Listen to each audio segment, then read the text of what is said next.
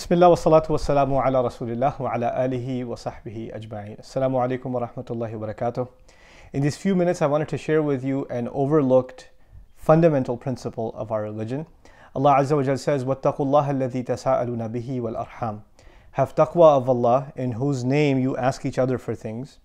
And then he adds وَالْأَرْحَامَ, which actually means have taqwa, meaning be cautious, be aware of, have a sense of awe towards the wombs. Now, what in the world does that mean?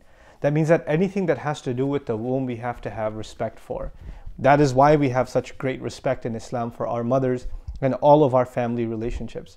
But the relationship of the womb began with marriage, like Adam alayhi salam. That's why the beginning of this ayah is Ya ayyuhan nas ittaqu rabbakum alladhi khalaqakum min nafsin wahida. Have taqwa of your master who created you from a single nafs, wa khalaqa minha zawjaha, and he created a spouse from that same nafs. So the ayah actually began talking about marriage, and that's why this ayah is used in the khutbah of marriage by the Prophet ﷺ, and pretty much any nikah you attend, you'll hear this ayah being recited. So the point I wanted to highlight is that relationship is sacred. The relationship between a husband and wife is sacred. It's something very powerful. Actually, Allah says, وَأَخَذْنَا مِنْكُمْ مِيثَاقًا غَلِيظًا. Powerful language in the same surah. These women have taken from you, he's talking to the husbands, they have taken from you a very, very heavy, serious, strong contract. Right? And it's incredible language because you think that the control in marriage is entirely in the hands of men, right? So the men have signed on to marry these women.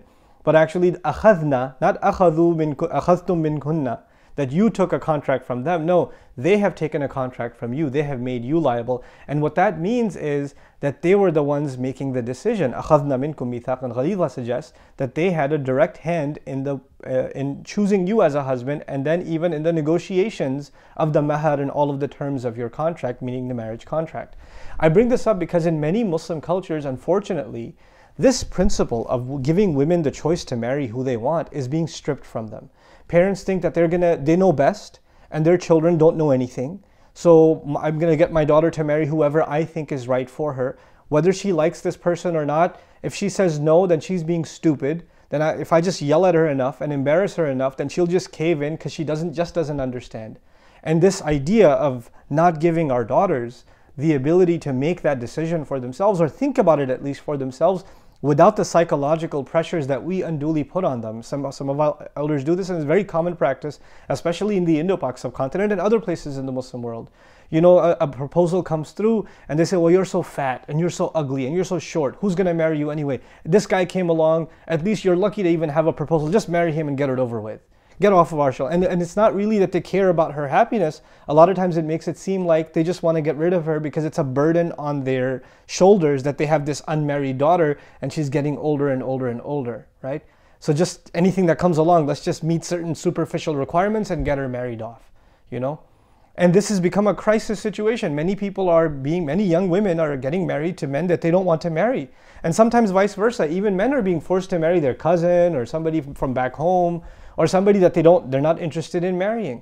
And a lot of these people come to me and they talk to me about their problems. They email me. I find out about this in social media. And you guys know many, many cases of this kind of thing. Some of you sisters that are listening to this, your parents are probably pressuring you to get married to people that you're not interested in. And you're like, if I speak out, is it disrespectful? Because Islam gives so many rights to parents, right? So is it even disrespectful for me to speak up? So in this brief video, even though this video is not going to solve the problem, I just want to highlight something. I want to address something first of all to the young people who are being pressured into getting married. I just want to say just a couple of things to you guys. It's not the solution to all of your problems, but at least I'll highlight some things. First and foremost, the relationship you're getting into, you don't go into a marriage thinking you're going to get divorced. You go into a marriage because this is going to be the next half of your life. This is a lifelong commitment. This is the next 50, 60 years of your life. It's not a light decision. A lot of times all you think about is the marriage ceremony, the party, making your parents happy. That's right now. What about 10 years from now, 15 years from now, 20 years from now? Because this one decision decides the direction of the rest of your life. So if there was one time where you speak out and say your opinion and take a stand, with all due respect, this is the time. You're not being disrespectful. This is a right Allah gave you. This is a serious decision, which has to do with your life, not your parents' life more than it has to do with yours. Of course, you should be making a wise decision on who you marry. and what kind of person they should be, and your parents should have a say in that. But if your parents don't have exclusive say, the dominant say is actually yours. And subhanAllah, and even the ayah, وَأَخَذْنَا مِنْكُمْ, they've taken from you. The women have taken from you. Allah didn't even mention their walis. He mentioned the women themselves. You are going to be, the sisters I'm talking to now, you have to be comfortable with the person you're marrying. Of course, if you come from a conservative family and a religiously observing family, you don't go out and party. You don't go talk to men casually. You're not going to get to know the guy by going on a few dates before you decide. Of course, you're not going to be comfortable entirely with marriage because it's a new thing in your life, but at least you're going to have some level of comfort with the idea. You're going to be, okay, you know what, this seems like a good person. To my side, as best as I can find out within the realm of Sharia, this seems to be a good person. I think this is a good match for me. Allahu A'lam if it's the best match, and sometimes people get married and they get divorced. This even happened with Sahaba.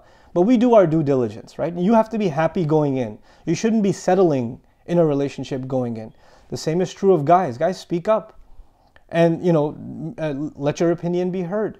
That doesn't mean you're being disrespectful unless you're being disrespectful in the way you say it. See, disrespect is not about what you say.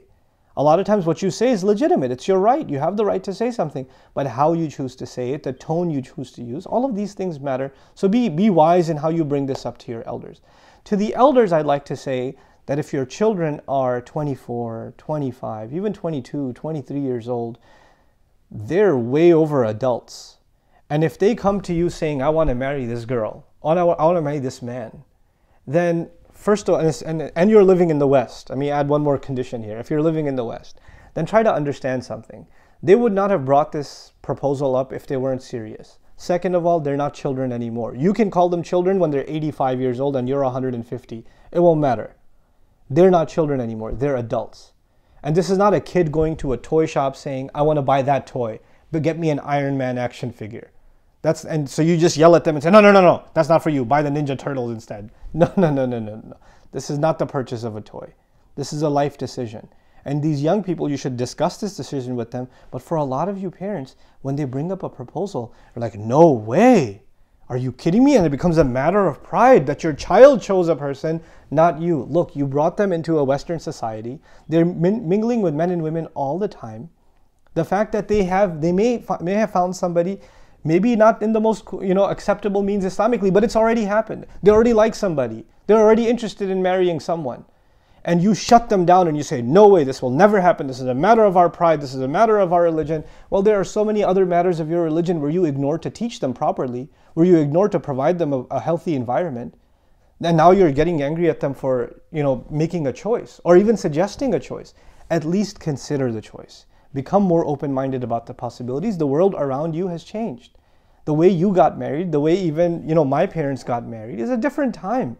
Those norms, those standards, cultural standards have changed. The world around us has changed, So we have to be open to the choices that our children are making. Look, if you're sending your son to college, you have enough trust in him to send him to college, to let him work in a non-Muslim society. If you're sending your daughter to school and she's getting an education in a non-Muslim society, you trust her enough to send her out into a cruel, corrupt world, and to survive and uphold her values. So then you have to trust her enough with her decision. At least enough to consider her decision. Even if you don't like the choice at first, at least to consider that decision. So be a little more open-minded about this discussion and control the tempers. No, there's no need for overly dramatic language. There's no need for, oh my God, all of my dreams have shattered and you're no longer my son and all of this stuff. Just take it easy. Take it easy. Everybody needs to be able to say how they feel. In many Muslim cultures, parents don't open up. They only open up when it's too late.